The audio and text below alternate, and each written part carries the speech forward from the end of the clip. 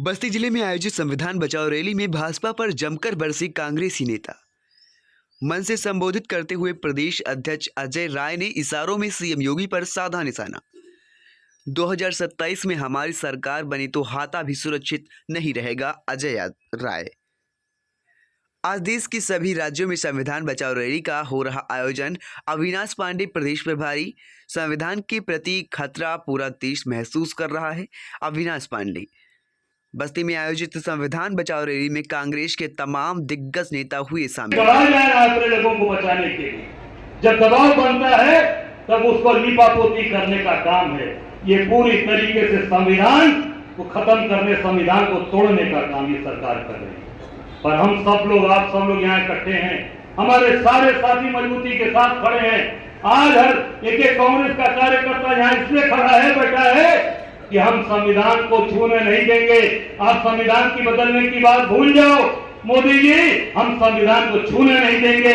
और ये जो योगी सरकार अत्याचार अन्याय कर रही है, जब बुलडोजर आप हाथा पे चलाओगे, जब बुलडोजर लोगों के घरे पर चलाओगे, आपने मस्जिद पर, कुशीनगर की मस्जिद को जबरी आपने बुलडोजर चल के वहां पर गिरवाने का काम किया। याद रखना 2027 में हमारी सरकार बनेगी तब आपका भी जो हाथा है वो सुरक्षित नहीं रहेगा, उसकी भी नापी जोखी होगी। हम जनते की चोट पर ये कहते हैं इस स्थान से, उसकी भी नापी जोखी होगी, उसको भी नपोएंगे और निश्चित तौर से उसका। संविधान बचाओ रैली का आयोजन किया, इसका मकसद क्या था?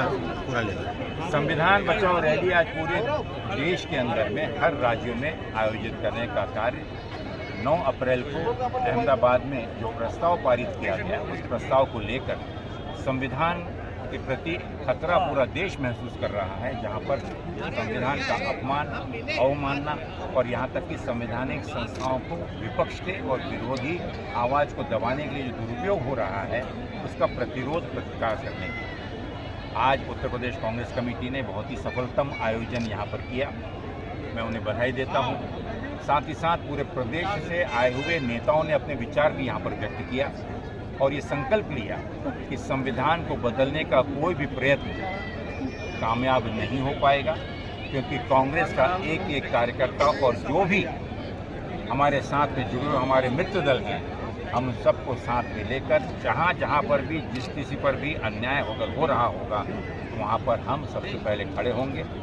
आप सब जानते हैं कि भारतीय जनता पार्टी जिसकी पैतृक संस्था आरएसएस है, वो कभी भी संविधान को उन्होंने सम्मान नहीं किया, ना उसे माना। आज उनका मकसद है, ये उनका एजेंडा है कि संविधान को किसी प्रकार से कमज़ोर किया जाए, ताकि देश के अंदर में अपने पोलराइज की राजनीति, जाति की राजनीति, मंदिर मस्जिद की राजनीति के चलते हुए जिस कार्य के लिए इस देश की जनता ने उन्हें चुना हुआ है, उससे लोगों का ध्यान भटका कर और मात्र इन्हीं विध्वंसक चीज़ों की तरफ ले जाएं, क्योंकि इन 11 वर्षों में किसी प्रकार की उपलब्धि तो नहीं हुई, लेकिन इस देश की बेरोजगारी आसमान छू रही है, इस देश में महंगाई चरम सीमा पर है, गरीब किसान 2 टाइम की रोटी के लिए मोहताज हैं।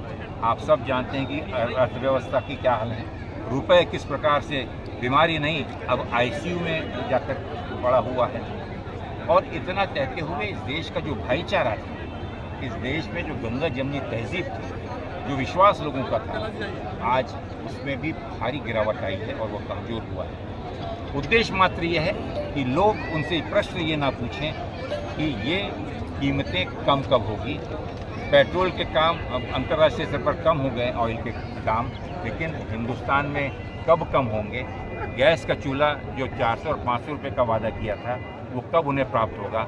या लाडली बहन योजना के तहत जो वादा उनसे किया गया था, क्या वो कभी वो पूरा होगा भी?